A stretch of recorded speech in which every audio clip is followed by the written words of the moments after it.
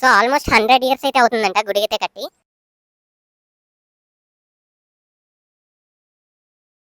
ఈ దేవస్థానం 1942 సంవత్సరంలో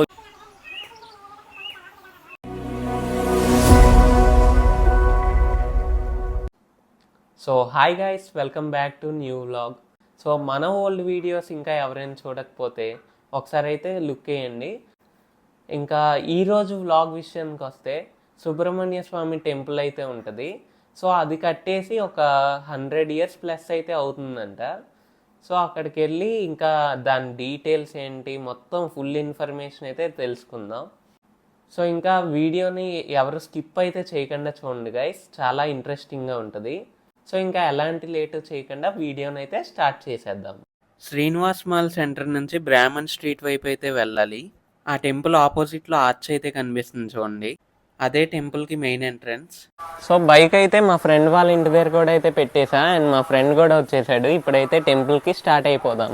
నేను మా ఫ్రెండ్ దగ్గరికి వచ్చా కాబట్టి ఇప్పుడైతే నేను వేరే రూట్లోంచి వెళ్తున్నాం. ఇందాకైతే మీకు చూపించా కదా, అదే మెయిన్ ఎంట్రన్స్ అనమాట. సో గైస్ ఇటైతే చూస్తున్నారు కదా, ఇది వచ్చేసి మెయిన్ ఎంట్రన్స్ అనమాట. మనం అయితే అటు సైడ్ నుంచి వచ్చాం, మా ఫ్రెండ్ వాళ్ళ ఇంటి దగ్గర బైక్ అయితే పెట్టి. అండ్ మెయిన్ ఎంట్రన్స్ నుంచి వస్తే డైరెక్ట్గా ఇక్కడికి వస్తారు. అండ్ మీకు పైన కనిపిస్తుంది కదా, అది శివుడి టెంపుల్ అనమాట. సో గైస్ ప్రెసెంట్ అయితే మనం సుబ్రహ్మణ్య స్వామి టెంపుల్ దగ్గర అయితే ఉన్నాం. ఈ గుడికి వచ్చేసరికి ఏవో బ్యాక్ అండ్ స్టోరీస్ అయితే ఉన్నాయంట. సో నాకు వీలైతే నేను తెలుసుకొని అయితే మీకు చెప్తా, లేదంటే ఒకవేళ వాళ్ళు ఒప్పుకుంటే కనుక వాళ్ళతోనే చెప్పిస్తా. సో ఇంకా వెళ్ళిపోదామా? సుబ్రహ్మణ్య స్వామి టెంపుల్ వచ్చేసి కొండపైన అయితే ఉంటుంది. ఇంకా టెంపుల్లోకి వెళ్ళిపోదాం. ఇక్కడే 3 టెంపుల్స్ ఉన్నాయి, ఒక్కొక్కటి అయితే నేను ఎక్స్ప్లోర్ చేస్తాను.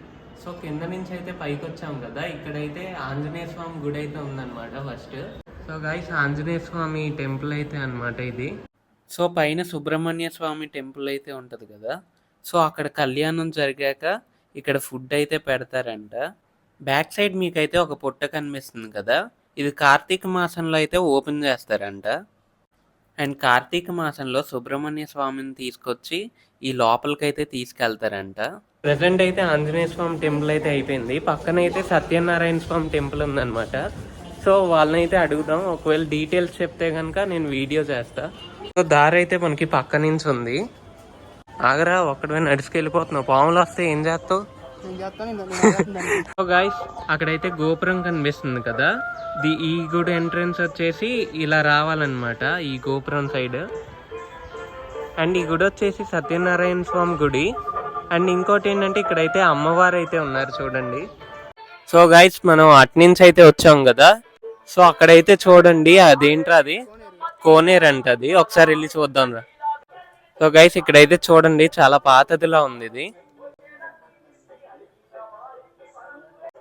సో చూసారు కదా, ఇదైతే చాలా పాత టెంపుల్ అనమాట. అటు కూడా చూపి మొత్తం చూడండి ఎలా ఉందో.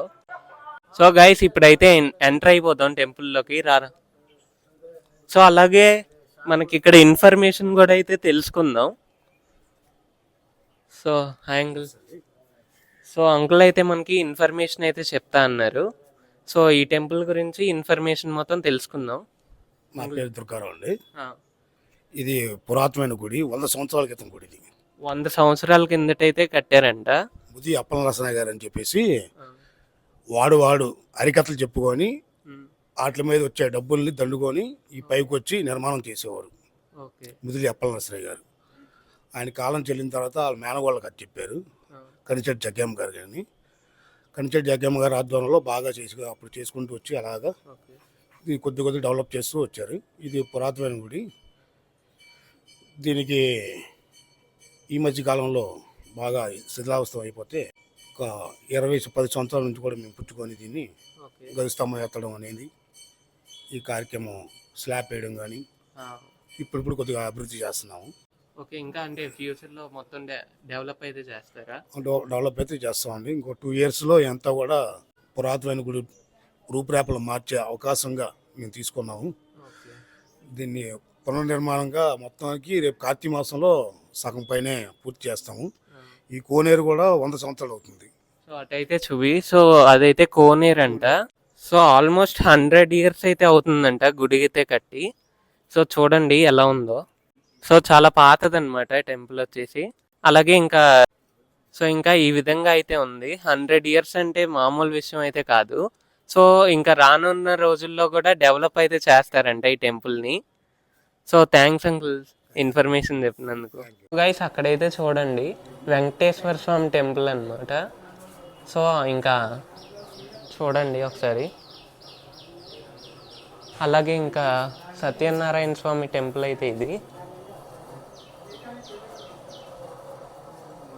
సో ఆల్మోస్ట్ అన్నీ మహావిష్ణు అవతారాలే కదా. సో ఇక్కడైతే చూడండి నాగలింగేశ్వర స్వామి టెంపుల్ అంట. గైస్ ఈ టెంపుల్ అయితే అయిపోయింది కదా. అలాగే ఈ టెంపుల్ని మొత్తం గోవిందరాజరావు స్వామి ఆశ్రమం అండి ఇది. 1991లో వారు వచ్చి ఇక్కడ స్థావరం కింద నుంచి పైకి వచ్చి స్థావరంగా ఏర్పాటు చేసుకున్నారు. సో అతని సమాధి ఇంకా మొత్తం మెయిన్ అతనే అంట ఈ టెంపుల్స్కి. సో అతని సమాధుల దగ్గరికి అయితే మనం అయితే వెళ్దాం ఇప్పుడు. సో రూట్ అయితే చూడండి ఎలా ఉందో. సో వాళ్ళైతే తీసుకెళ్తా అన్నారు. సో కింద అయితే చూడండి గైస్, అమ్మో పాములేం రాకపోతే చాలు ఎర్రగవుతాం. సో రూట్ అయితే మరీ ఘోరంగా ఉంది, కానీ పర్లేదు. అప్పుడప్పుడు ఇలాంటి అడ్వెంచర్లు అయితే చెయ్యాలి కదా. సో ఎలా అనిపిస్తుందిరా? చాలా బాగుంది. బాబోయ్ కుక్కలు అరుస్తున్నాయి ఏంట్రా. సో అయితే ప్రజెంట్ ఇప్పుడు వచ్చేసాం కదా. సో ఎక్కువ లాంగ్ అయితే లేదు, నేను ఇంకా పైకి అయితే ఎక్కాలేమో అనుకున్నా. సో గాయ్స్ అక్కడైతే చూడండి ఆంజనేయ స్వామి అయితే ఉన్నారు. జై శ్రీరామ్. సో గాయ్స్ అక్కడైతే చూస్తున్నారు కదా, అక్కడ రాయిలా కనిపిస్తుంది కదా, అదే సమాధులు అంట. ఈ టెంపుల్ అయితే ఎవరైతే కట్టారో వాళ్ళ సమాధులు అంట అవి. సో గాయ్స్ ఇక్కడ నుంచి ఒకసారి వ్యూ అయితే చూడండి. అదిగోండి మనకైతే గాంధీ హిల్ కూడా అయితే కనిపిస్తుంది. సో గాయ్స్ ఇక్కడైతే చూడండి మొత్తం ఎలా ఉందో. సో ఇది ఒక గృహ టైప్ అయితే ఉంది. సో లోపలికి అయితే వెళ్ళిపోదాం. లేదా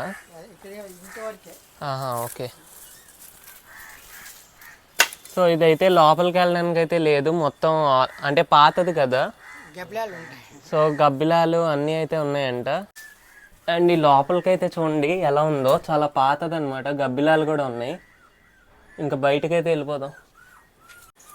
సో చూడండి ఇక్కడ ఎంత గ్రీనరీ, మొత్తం చాలా బాగుందన్నమాట ఇక్కడ. సో ఇప్పుడైతే ఒక బ్యూటిఫుల్ వ్యూ అయితే చూడండి. సో సత్యనారాయణ స్వామి గోపురాలు అనమాట ఇవి. సో గాయ్స్ ఇంకా అంకుల్ వాళ్ళకైతే థ్యాంక్ యూ చెప్పేద్దాం. మొత్తం మన కోసం అయితే స్పెండ్ చేసి మొత్తం చూపించారనమాట. థ్యాంక్స్ అండి. అలాగే ఇంకా ఇక్కడ నుంచి అయితే స్టార్ట్ అవుదాం. సుబ్రహ్మణ్య స్వామి టెంపుల్కి అయితే వెళ్ళాలి. సో గైస్ ప్రజెంట్ అయితే మనం సుబ్రహ్మణ్య స్వామి టెంపుల్లో అయితే ఉన్నాం. సో ఇక్కడ పంతులు గారిని అడిగా అనమాట, ఆయన ఓకే అన్నారు మనకి ఇన్ఫర్మేషన్ అయితే ఇవ్వడానికి. సో మనమైతే అడిగి అంటే ఏమైనా హిస్టరీ ఉందా మొత్తం అయితే తెలుసుకుందాం. సో గైస్ పంతులు గారు అయితే ఉన్నారు. సో అంటే మనం ఇన్ఫర్మేషన్ అయితే అడుగుదాం ఈ టెంపుల్కి సంబంధించింది. So thank you so much అండి మాకు ఇన్ఫర్మేషన్ ఇస్తా అన్నాను. సో చెప్పరా. ఈ దేవస్థానం 1942 సంవత్సరంలో ఇద్దిపల్లి గురువులదాస్ గారు అనే ఆయనకి స్వామివారు కల్లో కనబడి గుడి కట్టమని ఆదేశించారు. ఆయన ఆదేశానుసార ప్రకారం ఆయన స్వామివారి సుబ్రహ్మణ్యేశ్వర స్వామి దేవస్థానాలు ఇక్కడ మన ఆంధ్రప్రదేశ్లో సుబ్రహ్మణ్య స్వామి విగ్రహ రూపంలో ఉన్నాయి, చాలా తక్కువ ఉన్నాయి. తమిళనాడులో 6 క్షేత్రాలు అభివృద్ధి చెందిన ఉన్నాయి. అవి చూసి వచ్చి వల్లి దేవసేన సుబ్రహ్మణ్యేశ్వర స్వామిని ప్రతిష్ఠ చేయడానికి ఆయన సంకల్పం చేసుకొని అప్పటి నుంచి పని ప్రారంభించి ఈ ముందర వల్లి దేవసేన సమేత సుబ్రహ్మణ్యేశ్వర స్వామి దేవస్థానం నిర్మాణం చేయటానికి ఆయన పూనుకొని ఈ కన్స్ట్రక్షన్ బిగిన్ చేశారు. చేసిన తర్వాత ఈ కన్స్ట్రక్షన్ అయిన తర్వాత వెనకాల ఈ గుడి ప్రదక్షిణానికి తవ్వుతూ ఉంటే బాలసుబ్రహ్మణ్యేశ్వర స్వామి విగ్రహం దొరికింది.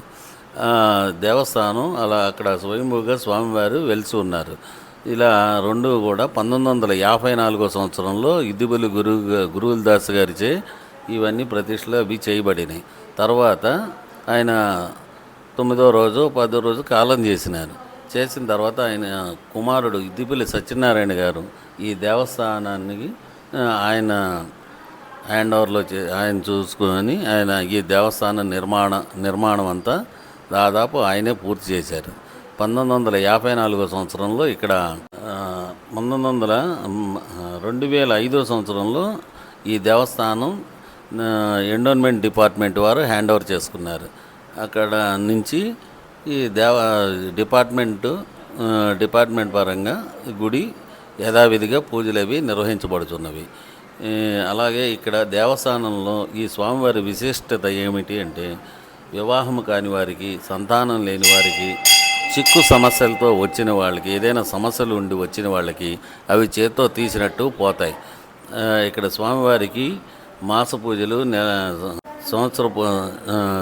నిత్య అభిషేకాలు స్వామివారికి జరుగుతాయి. నిత్యము స్వామివారికి అభిషేకం జరుగుతుంది. అలాగే ఉత్సవాలు జనవరి 1వ తారీఖు అఖండ క్షీరాభిషేకం అని ఫిబ్రవరి నెలలో జరుగుతుంది. అలాగే స్వామివారికి కళ్యాణాలు 3 సార్లు జరుగుతాయి. అది ఫాల్గుణ మాసం ఉత్తరా నక్షత్రం రోజు ఒకటి, అలాగే స్కందషష్ఠి బ్రహ్మోత్సవాలని 10 రోజుల ఉత్సవాలు జరుగుతాయి. అలాగే స్వామివారి సుబ్రహ్మణ్య షష్ఠి రోజు కళ్యాణం జరుగుతుంది. ఈ 3 కళ్యాణాలు జరుగుతాయి. అలాగే మే నెలలో వచ్చి స్వామివారి వైశాఖ విశాఖ నక్షత్రం రోజున స్వామివారికి 108 కలశాలతో అభిషేకము, పళ్ళ రసాభిషేకము జరుగుతుంది. ఆడికృత్తిక అనే ఆషాఢ మాసంలో కృత్తికా నక్షత్రం రోజు స్వామివారికి ఆషాఢ కృత్తిక రోజు కావడలు తీస్తారు. కావడ ఉత్సవం జరుగుతుంది. స్వామివారికి ఈ విధంగా ఈ కళ్యాణ ఉత్సవాలు, బ్రహ్మోత్సవాలు జరుగుతాయి. ఈ దేవస్థానంలో చాలా పవిత్రమైన దేవస్థానం. ఒకసారి దర్శనం చేసుకొని స్వామివారికి అభిషేకం చేయించుకున్నంత మాత్రాన్ని వాళ్ళ కోరికలు నెరవేరును. ఓకే. సో గైస్, మనకైతే మొత్తం ఇన్ఫర్మేషన్ అయితే చెప్పారు. సో గైస్, టెంపుల్ హిస్టరీ అయితే చూశారు కదా. సో పంతులు గారు మనకి మొత్తం అయితే ఎక్స్ప్లెయిన్ చేశారు. అలాగే ఇక్కడ ఏంటంటే మనకి ఒక విగ్రహాలను చూపించకుండా మిగతాది మొత్తం మీకైతే చూపిస్తాను నేను. సో టెంపుల్ అయితే ఏ విధంగా ఉంది, అలాగే ఇది కొండపైన అనమాట. సో ఇంకా మొత్తం చూద్దాం. సో గైస్, అది ఎంట్రన్స్ అయితే. సో ఇక్కడైతే చూడండి మనకి. అలాగే ఇంకోటి ఏంటంటే మనకి ఓన్లీ ఫెస్టివల్ టైమ్స్లో అయితే అన్నదానాలు కూడా అయితే జరుగుతాయంట. సో ఇక్కడ నుంచి వ్యూ అయితే నెక్స్ట్ లెవెల్ ఉంటుంది. సో చూసేద్దాం. సో చూడండి గైస్, ఇదైతే కొండపైన అనమాట టెంపుల్. సో అటు సైడ్ చూసినట్టయితే మనకి అది కళ్యాణ మండపం. ఇక్కడైతే చూడండి కుమారస్వామి విగ్రహం అలాగే మొత్తం అయితే ఉన్నాయి. అండ్ ఇది వచ్చేసి చెప్పా కదా కళ్యాణ మండపం. అండ్ అక్కడ చూడండి గైస్, ఇలా అయితే ఉంది. అండ్ ఇంకోటి ఏంటంటే మనకి లోపలికి అయితే ఎలో లేదు, అంటే విగ్రహాలు చూపించడానికి అయితే ఎలో లేదు మనకి. సో ఇక్కడ నుంచి చూడండి మొత్తం నెక్స్ట్ లెవెల్ అయితే ఉంది. సో గైస్, ఈ వ్యూ అయితే ఎంజాయ్ చేయండి. చూడండి నెక్స్ట్ లెవెల్ ఉందన్నమాట మొత్తం. అలాగే అక్కడ చూడండి గాంధీ హిల్ అయితే ఎంత చిన్నది కనిపిస్తుందో. సో ఇది మొత్తం విజయవాడ సిటీ. సో చూడండి గైస్, ఆ లైన్లో అయితే ఇలా వచ్చి మళ్ళీ ఇక్కడ నుంచి ఇలా వచ్చాం అనమాట. అండ్ ఇక్కడైతే విగ్రహాలు అయితే ఉన్నాయి. సో ఫైనల్లీ ఇన్ఫర్మేషన్ అయితే మొత్తం తీసుకున్నాం మనం. అలాగే వీడియో ఎలా అనిపించిందో మీరైతే కింద కామెంట్ చేయండి. వీడు చూడండి ఏం చేస్తున్నాడు, ఇక్కడ ఏం చేస్తున్నారా? సో గైస్, ఇంకా టెంపుల్ కూడా అయితే అయిపోయింది కదా, ఇంకా రిటర్న్ అయితే స్టార్ట్ అయిపోతున్నాం. సో గైస్, వీడియో అయితే చూశారు కదా, ఎలా అనిపించిందో ఖచ్చితంగా కామెంట్ అయితే చేయండి. అలాగే ఇలాంటి మంచి మంచి ప్లేస్లన్నీ కూడా ఇంకా మీ ముందుకైతే తీసుకొస్తా. సో మీరు నాకు చేయాల్సిన సపోర్ట్ ఏంటంటే ఒక లైక్ అండ్ సబ్స్క్రైబ్ అయితే చేయండి. సో ఇంకా మంచి మంచి అంటే హిస్టరీ ఉన్న టెంపుల్స్ ఉంటాయి కదా బాగా, సో అవి కూడా అయితే నేను రీసెర్చ్ చేసి మీ ముందుకైతే తీసుకొస్తా. అండ్ మన వ్లాగ్స్ అయితే మీకు నచ్చినట్టయితే ఖచ్చితంగా సబ్స్క్రైబ్ అయితే చేయండి. సో దానివల్ల ఏంటంటే మనకు కొంచెం సపోర్ట్ అయితే ఉంటుంది అనమాట. అండ్ వీడియో నచ్చితే లైక్ అండ్ సబ్స్క్రైబ్ చేయడం మర్చిపోకండి. మళ్ళీ నెక్స్ట్ వ్లాగ్తో అయితే మీ ముందుకు వస్తా.